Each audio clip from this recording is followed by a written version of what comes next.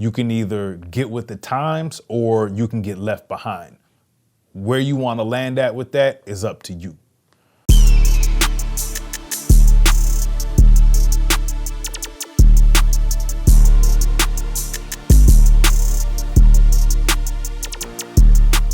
This video is sponsored by SendDeposit, a luxury streetwear brand that represents self-made entrepreneurs, hustlers, and go-getters. Make a statement without saying anything. What's good with it, YouTube? We're back again. I told you we would be back sooner this time than we were the last time. So here we are, you know what I'm saying? This is the last drop of the year, 2023. How's y'all year ending? Mine's still cool, really still in the same spot. I mean, it's only been a couple of weeks, so not too much has changed. We had the holidays just pass. I got a lot that goes on in that last week or two, the end of the year, so I try to take it easy if possible.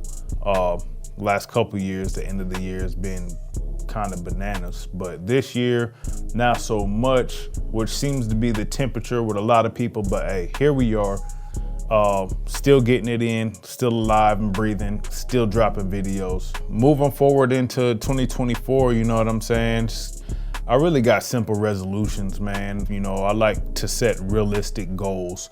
So for me, my biggest thing right now is really just be more intentional and be strategic with what I'm doing. I'm kind of the type of person that's like, I go with the flow a lot. So I kind of just take things as they come. I'm good at moving at speed. So when things happen, I'm good at keeping up with it. I kind of have a general idea of what I want to do, and then I'm just like, all right, go ahead and do it. So 2024, definitely going to be more intentional. What about y'all? What are some of y'all goals? What are some of y'all things that you're setting into place for next year for you to be better, for you to hit those benchmarks that you're looking to hit? What are y'all trying to do? So yeah, let's get to it. You already know I'm just gonna jump straight in. So I wanted to talk about AI, the talk of the times, right? Are y'all for it? Are y'all against it? For me, I can't say that I'm against it, not in the sense of how we could use it in the creative aspect. I definitely think that it can be a very powerful tool for creators. So let's jump into it. I set up a shoot with my girl, Jess. Whenever I have ideas, I hit her, she's down to shoot. It's always cool for you to have somebody like that you're connected to, people that are down to create with you and bring your creativity to life. Like they're willing to work with you on your ideas, right? So I hit up Jess. I had this concept in mind. I was going through my archives again, and I came across this inspo of this shot with this model with this black sheer material in the middle of a desert. So I shot over my idea to see if she was down to create it. I had this material sitting in my garage at least a couple years. So I hit up Jess, we slide out to the dry lake bed. But the conditions out there, man, like it's hit or miss. And sometimes it's like super windy, and just happened to be the day that we get out there to go do our shoot, it's windy as hell. It took a little bit of work while we were struggling with the fabric, but nonetheless, we still got it done. So I got the images in the Lightroom, went through them, selected the ones that I wanted, pushed it over into Photoshop. I'm like, okay, let's try out this generative fill. Let's see how far we can push this and what all it's capable of doing. So at this point, I really hadn't dove into what it was capable of doing. I had just seen videos on it about expanding your background. I'm like, that's cool, but I never really used it. So we load the images up in Photoshop, and I type in to turn the ground into water, and boom, it literally instantly, the first selection, it prompts you with 3 different options. Literally the first option was fire. And I was like, damn. So it turned the whole floor of this dry lake bed, this desert floor, into water. So now my wheels are turning. I'm like, oh, okay.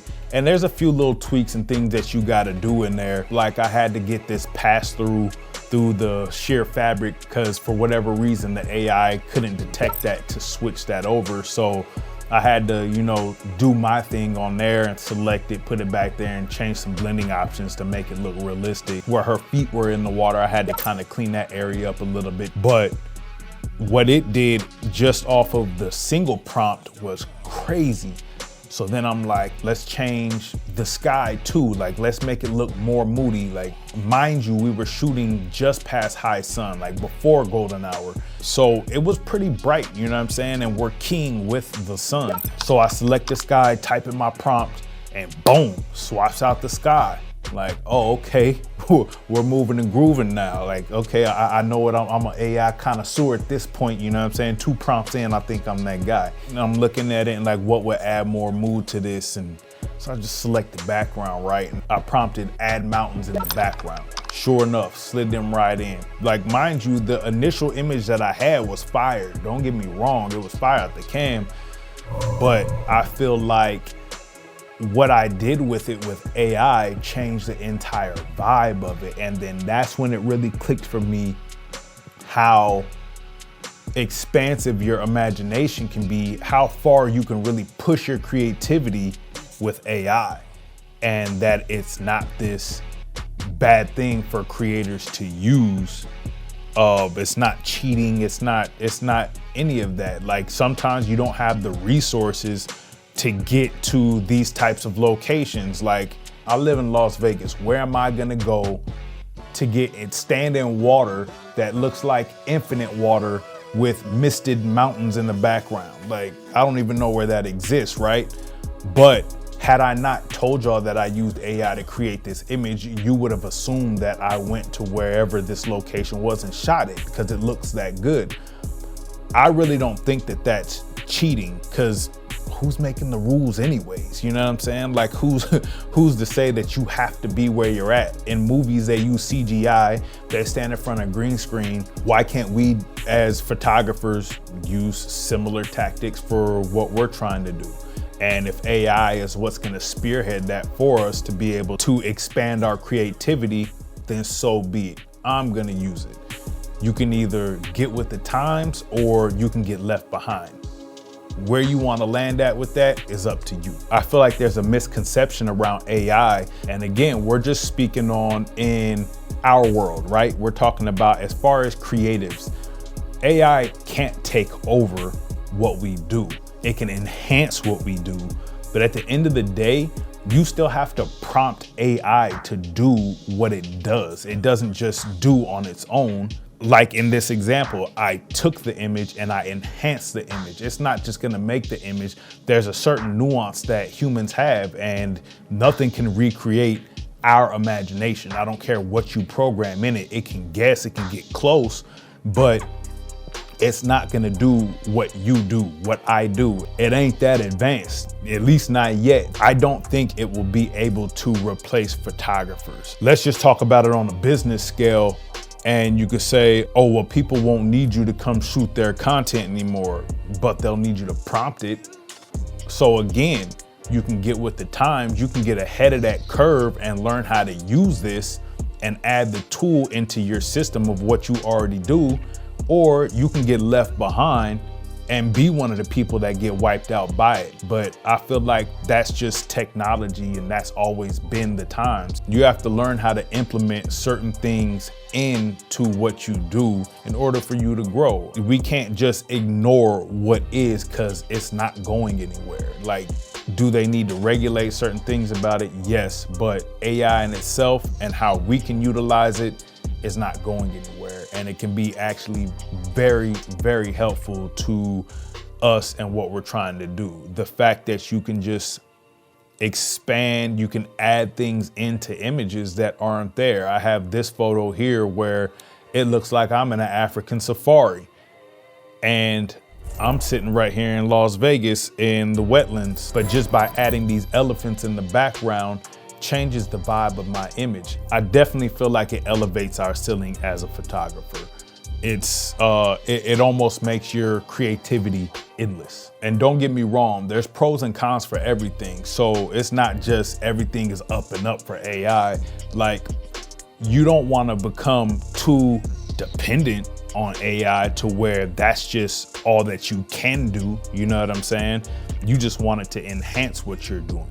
And I could see where a beginner photographer starting off now with the ability to use AI could potentially kind of get lost in that lane of becoming dependent on it, because that's what they're being taught right now versus somebody that started from before having AI to enhance their workflow. I'm pretty sure analog photographers were saying the same thing about the digital era of cameras and editing with Photoshop, because mind you, analog is shooting film. So there you have to get that image right off the rip, like in the camera, that's it.